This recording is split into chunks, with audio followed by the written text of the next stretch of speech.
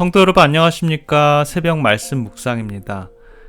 임진왜란은 일본이 조선에 대한 야심을 노골적으로 드러낸 역사적 사실이죠. 임진왜란 후에 일본은 호시탐탐 한국을 그들의 손에 넣고자 노력해왔고 드디어 1910년 한일 합방이 이루어집니다.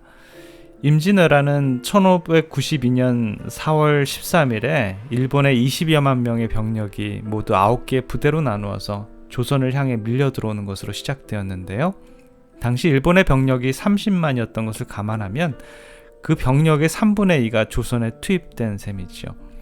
나머지 병력 중 10만 명은 토요토미의 지휘 아래 나고야에 머물러 있으면서 3만여 명은 교토를 수비하고 있었습니다. 20여만의 대군이 침입을 받은 조선은 불과 20일 만에 수도 한양을 내어주고 말고 또 한 달 뒤인 6월에는 평양을 내주고 그 당시 선조는 의주성에 피난을 합니다. 조선은 전라도 지역과 평안도 일부 지역을 제외한 전 지역을 일본군에게 내어주게 됩니다. 그러나 의병의 봉기와 이순신 장군의 눈부신 활약으로 인해서 그 다음에 2월에 평양성이 회복되고 행주산성에서 승리를 거둬서 4월에 다시 한양을 탈환하게 되지요. 한편 일본은 명나라를 통해 한국과 화해를 제의했으며 명의 화해를 일단 수용하고 명나라의 사신 심유경을 보내 2-3년간 교섭을 합니다.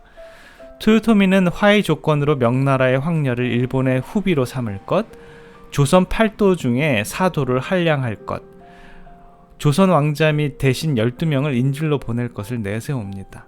그러나 심유경은 토요토미의 요구 조건이 명나라에서 수용되지 않을 것을 알고 거짓으로 명에게 구하고자 하여 이에 다시 앙심을 품고 1597년 1월에 다시 한국으로 15만 명의 대군을 보내서 조선을 침략합니다.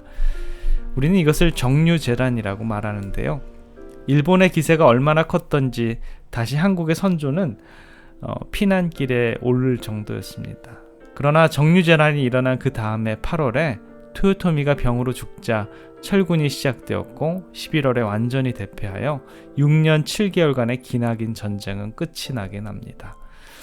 이로 인해 선조는 여러 차례 피난길에 올라야 했습니다. 한양에서 평양성으로, 평양성에서 의주까지 피난을 했고 또한 추위와 싸워야 했습니다. 그 당시 선조를 모셨던 의원이 바로 우리가 잘 아는 동의보감의 저자인 허준입니다.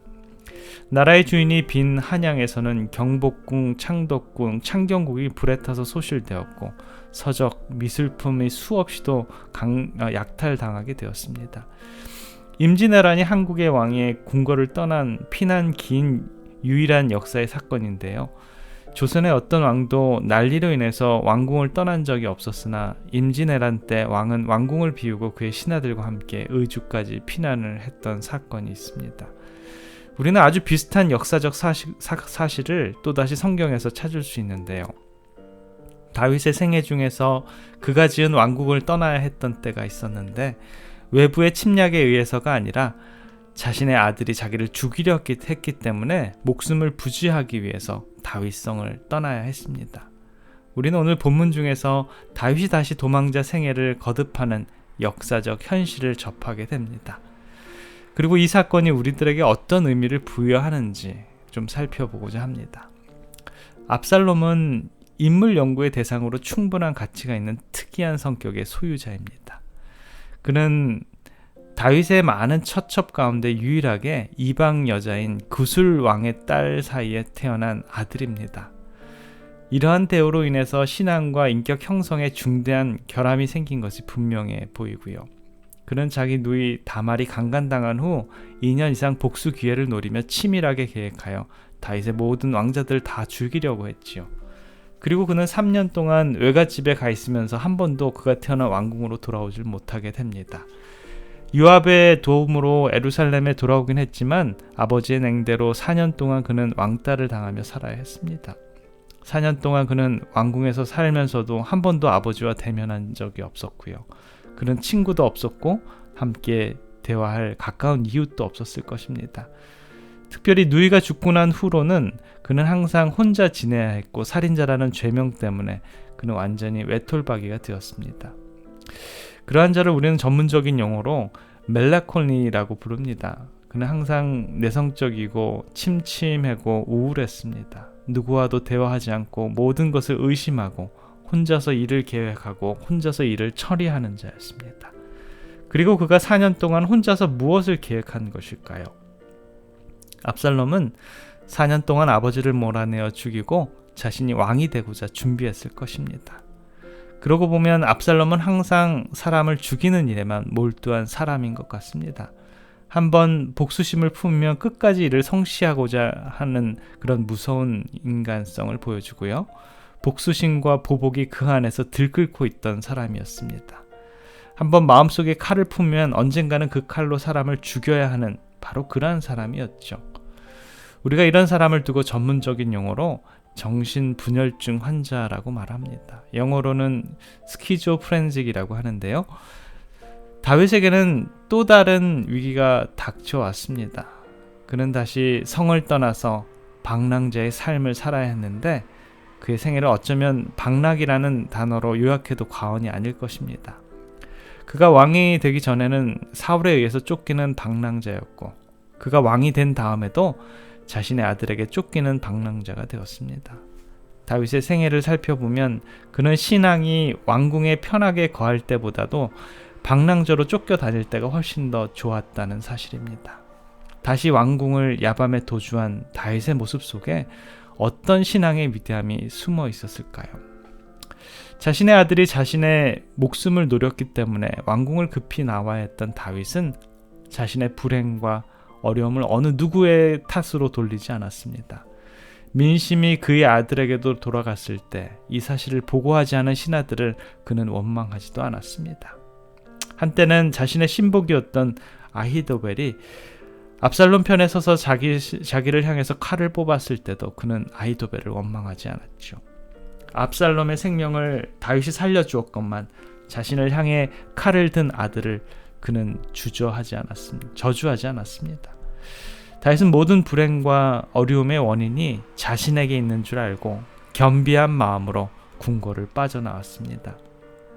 압살롬이 자신을 향해 칼을 빼고 자기를 죽이려고 했을 때 이것이 바로 자신이 지은 죄의 결과이며 자식을 제대로 가르치고 양육하지 못한 자신의 잘못이라고 다윗은 뼈저리게 느꼈습니다. 성경의 어느 곳에서도 다윗이 자기가 처한 어려움과 문제를 두고 다른 사람을 원망하거나 저주하는 것을 보지 못했습니다. 사무엘하 16장 5절에서 8절에 보면 다윗 왕이 바울임의 이름에 거기서 사울의 집 족속 하나가 나오니 게라의 아들이요 이름은 시므이라. 저가 나오면서 연하여 저주하고 또 다윗과 다윗 왕의 모든 신복을 향하여 돌을 던지니 그때 모든 백성과 용사들은 다 왕의 좌우에 있었더라. 시므이가 저주하는 가운데 이와 같이 말하니라. 피를 흘린 자여 비루한 자여 가거라 가거라. 사울의 족속의 모든 피를 여호와께서 너에게 돌리셨도다. 그 대신에 내가 왕이 되었으나 여호와께서 나라를 내 아들 압살롬의 손에 붙이셨도다. 보라, 너는 피를 흘린 자인 고로 화를 자취하였느니라. 이러한 저주와 원망을 받았을 때 주의 신복들이 그를 단칼로 처형하고자 했음에도 불구하고 다윗은 그를 살려두라고 했습니다.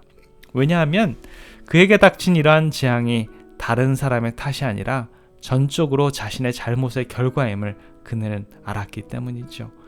그는 그러한 원망을 들으면서도 자신이 밧세바에게 지은 죄를 기억했을 것입니다.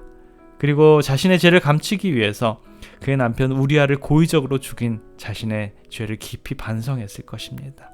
모든 불행과 재난이 자신의 잘못에서 기인되었음을 그는 인정하고 묵묵히 피난의 길을 간 것이지요.